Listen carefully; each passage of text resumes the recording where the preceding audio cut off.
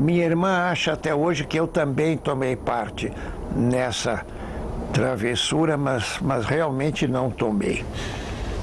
Destruíram a boneca, né? Aos 15 anos, conspirando na Revolução de 30. Papai chegou um dia em casa e disse: olha, arrumei um emprego para você. Eu tenho um amigo importador de frutas que precisa de alguém que fique na entrada do Mercado Central, controlando os caminhões que chegam, e você vai então fazer isso. Eu engoli em seco porque não era um trabalho como esse que eu queria. Aí papai disse: não, eu estou brincando. Eu conversei com o Dr. Nestor Rangel Pestana e você vai entrar no Estado como redator e repórter. Eu tinha 15 anos e meio nessa ocasião. Fui o redator mais novo no Estado e fiquei até 34. E no Estado predominava a presença de oposição e de gente do Partido Democrático conspirando para a Revolução de 30. Então, eu era chamado na sala do Dr. Júlio Mesquita Filho, para transmitir as mensagens e instruções da Revolução para o Rio, onde o Vivaldo Quaraci, que assinava VCY os artigos, era diretor da sucursal. E eu tinha que transmitir as mensagens em inglês para driblar a censura, porque a censura era de escuta e os censores só falavam francês. De modo que a gente vê que era outro Brasil, né? Eu, um menino com 15 anos e pouco, estava tomando parte na formulação da Revolução. Todos eram de oposição, em casa também.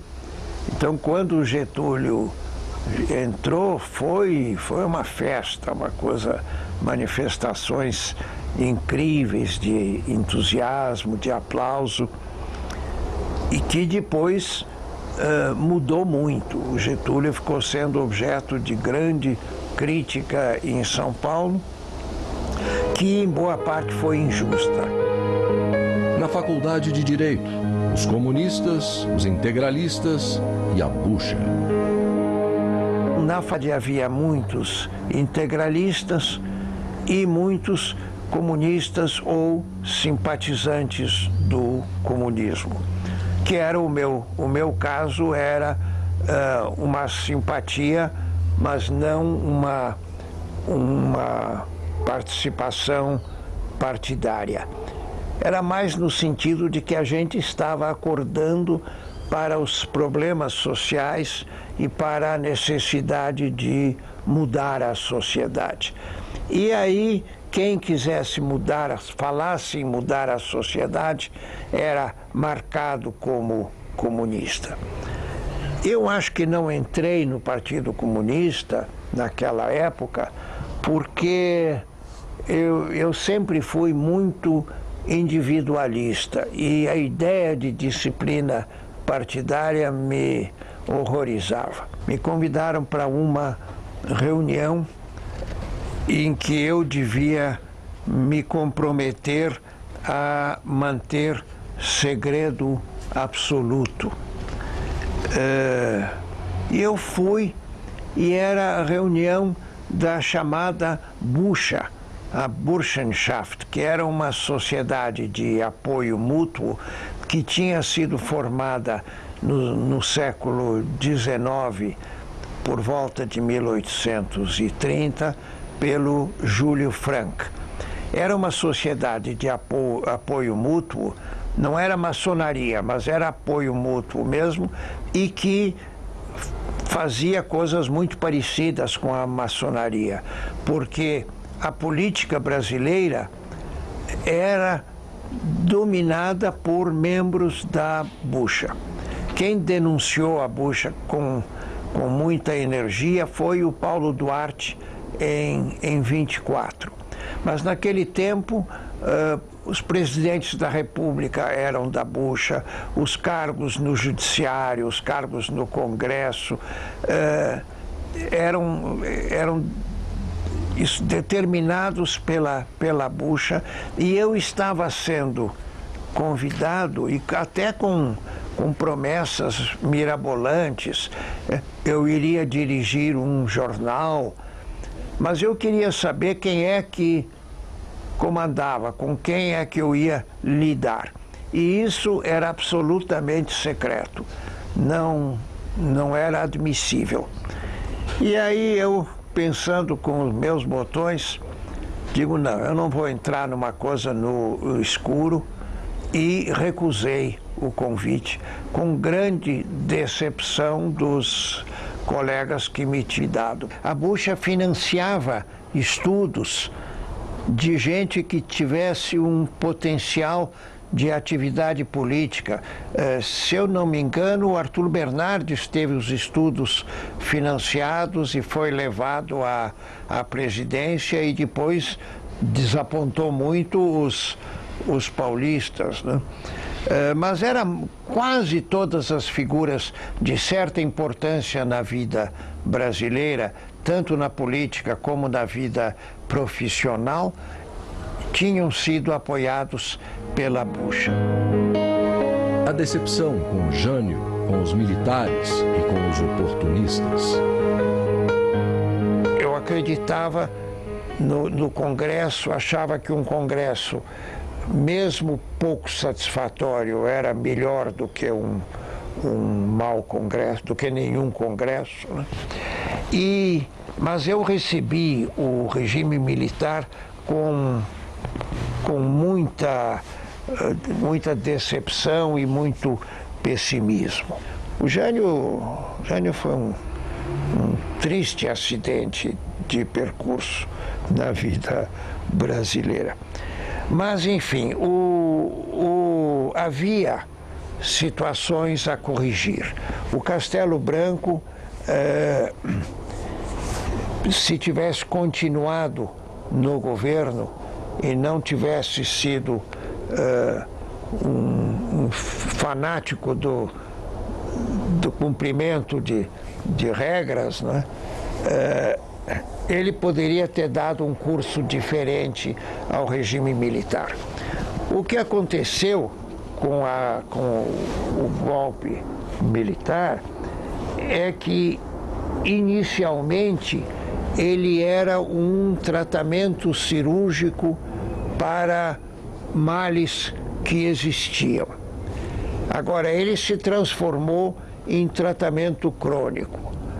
E isso desvirtuou completamente o pensamento dos que estavam bem intencionados no início.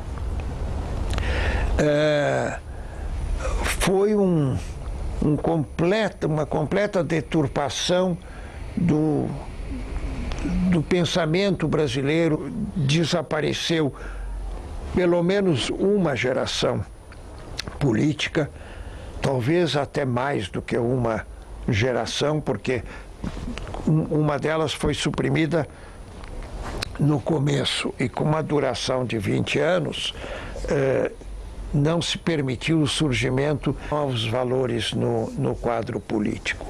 Então nós tivemos política de menos no regime militar e um público despreparado que formou um excesso de política depois da abertura, com muitos oportunistas, com muita gente despreparada, e realmente levou muito tempo para o Brasil se refazer do regime militar. Do encontro com Golbery, os estudantes. Ele me pergunta se eu não acho, eu que tinha tanto contato com os meios intelectuais e com a universidade, se eu não achava que os estudantes estavam recebendo melhor o o regime militar. Eu digo, general, o senhor quer uma resposta franca ou uma resposta diplomática? Ele disse, não, eu quero saber o que o senhor pensa. Eu digo, então, o senhor não tenha a menor ilusão. Enquanto delegados do DOPS estiverem assistindo aulas na universidade, os estudantes não vão aceitar a revolução. E ele sabia ouvir. E aí ele me fala de uma greve de estudantes em Brasília, uma greve, tinha 100 estudantes tinham sido presos por uma greve anunciada aí em Brasília e que ele tinha mandado soltar. Digo, então o senhor teve uma posição liberal, né? Disse, não, liberal coisa nenhuma. Eu achava que um secretário de segurança que precisava prender 100 estudantes para saber quem era responsável pela greve era incompetente. Na Secretaria de Cultura de São Paulo, pela abertura política. Eu consultei vários amigos, a família foi contra eu aceitar e que me disse que, especialmente Antônio Cândido, você deve aceitar porque se quem quer a abertura recusa os cargos vão ser ocupados por quem não quer a abertura. E eu tenho certeza que se você aceitar, você também deixará o cargo no momento em que achar que não dá para continuar.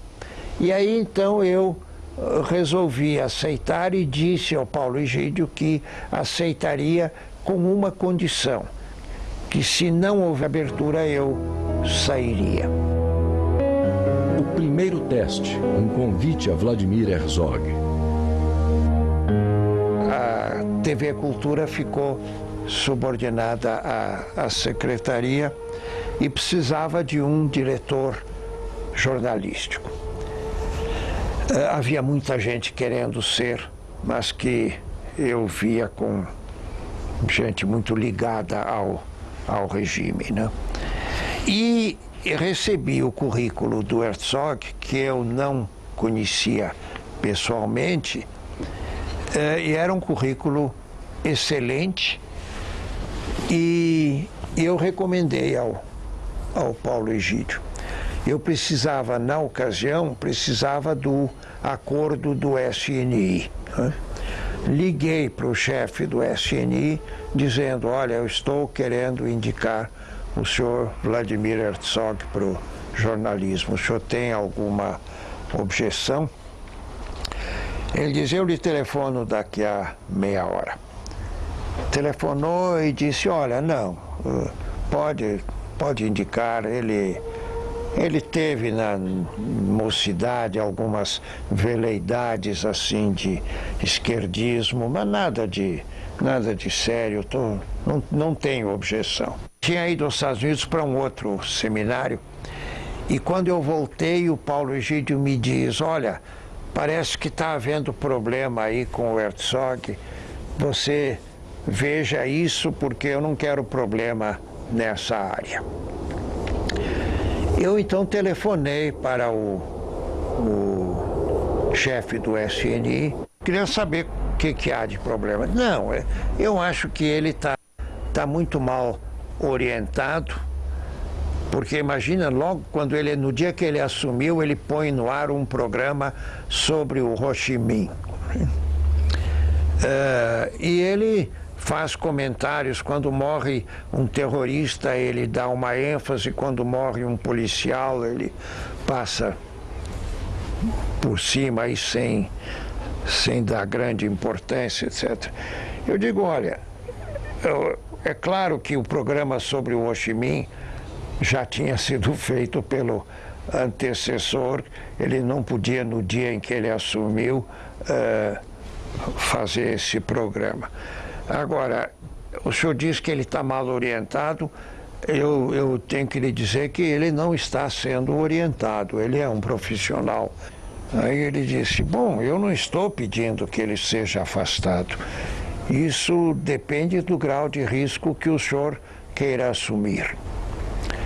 Digo, olha, eu não tenho medo de assumir risco, mas no caso do Herzog, ele está trabalhando num órgão de administração indireta. O senhor gostaria de termos um DIP?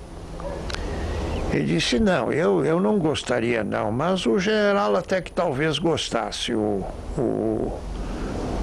Edinardo, né? Eu digo, olha, vamos fazer o seguinte, o senhor conversa com o Herzog e o senhor dê a ele a orientação que o senhor acha que ele deve ter.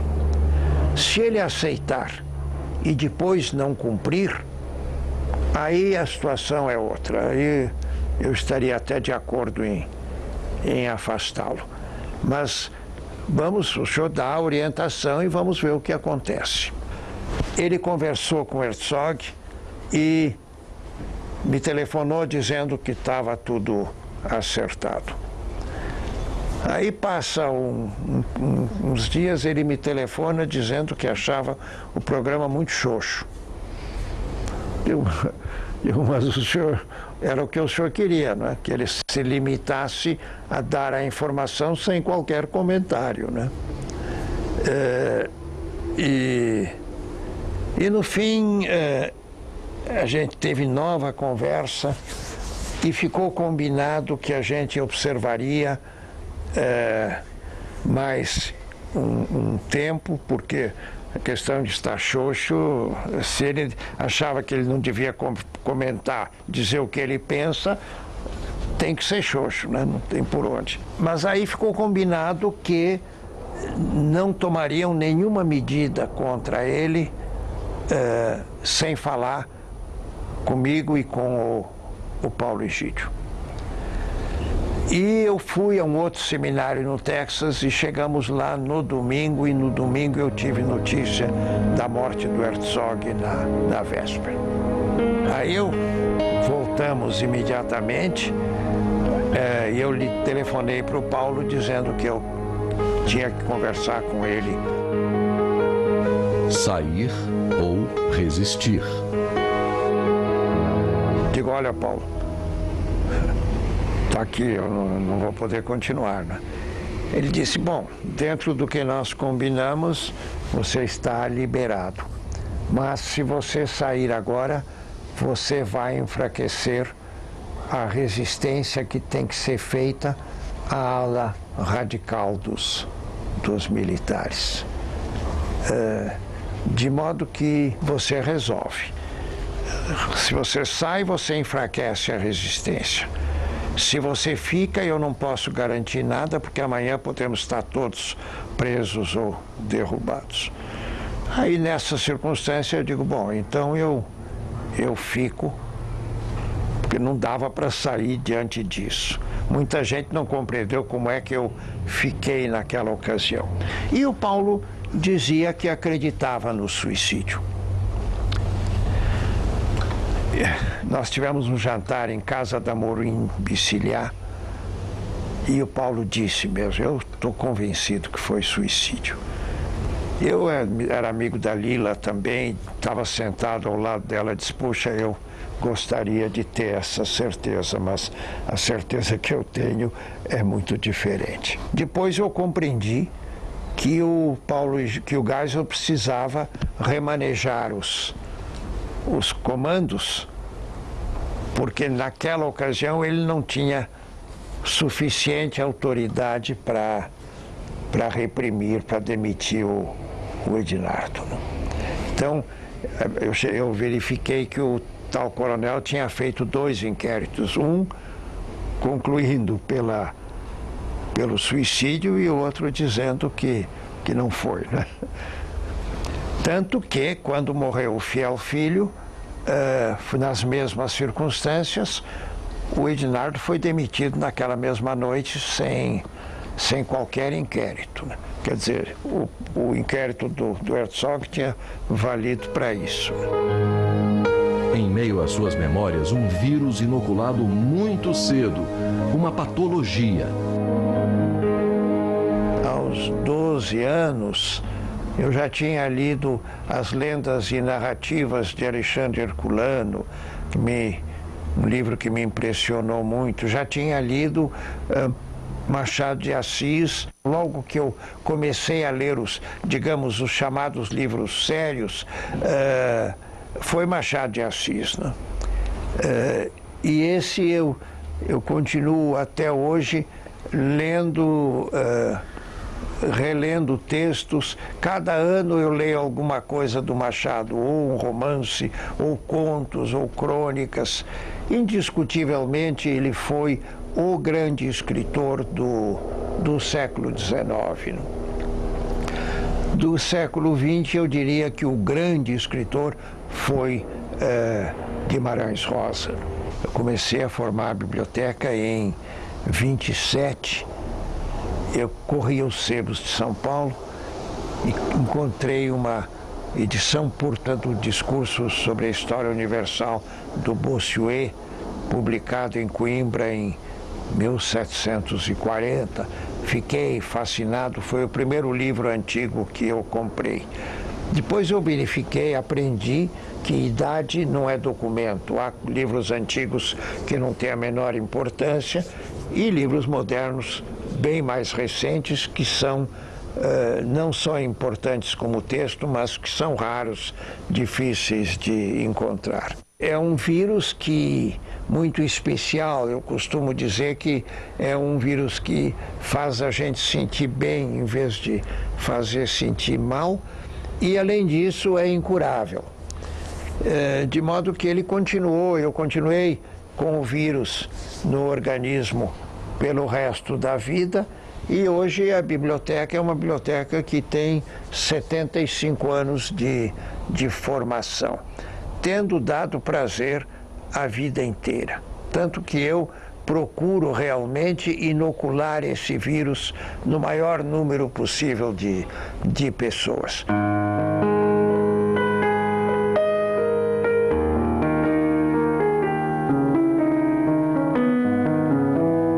Isto é Deus ordenando aos anjos a criação do mundo. E então, como ele mandou criar o mundo, a presunção é que antes não havia nada, né? Então vem a ordem e aqui o vazio, era o caos. E aí foi se formando o mundo, isto é Adão e Eva com Caim e Abel, isto são genealogias.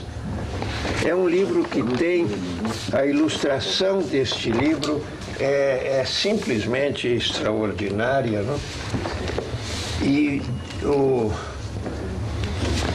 eram dois grandes gravadores alemães e Dürer trabalhou nesse ateliê.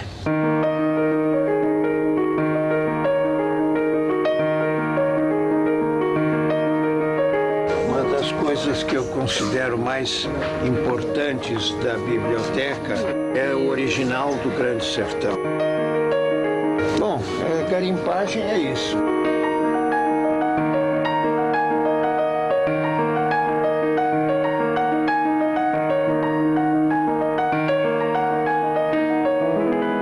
O Zagarana, este era exemplar dele, da terceira edição, em que prepara a quarta edição, versão definitiva. Quando sai a quarta edição, que ele tinha dito que seria a versão definitiva, ele prepara a quinta edição retocada, forma definitiva. E aí o José Olímpio teria dito, chega, isso aqui é um original do Graciliano Ramos, O Mundo Coberto de Penas. Tem poucas correções porque ele corrigia as provas, né?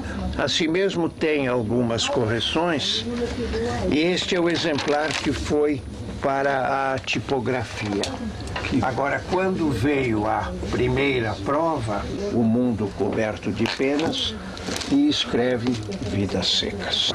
Então, a gente, se fosse no computador, ele teria mudado e ninguém saberia, desapareceria. Isto é uma edição de Camões do século XVIII, impressa na Itália, a Lusíada, né? Dom João V. Dom João V, essa é do tempo de Dom João V. Lá na sala nós temos as primeiras edições, 1572, 1580, 84. Os originais são coisas que emocionam. E, aliás, a gente fica se perguntando o que é que dá mais prazer, procurar o livro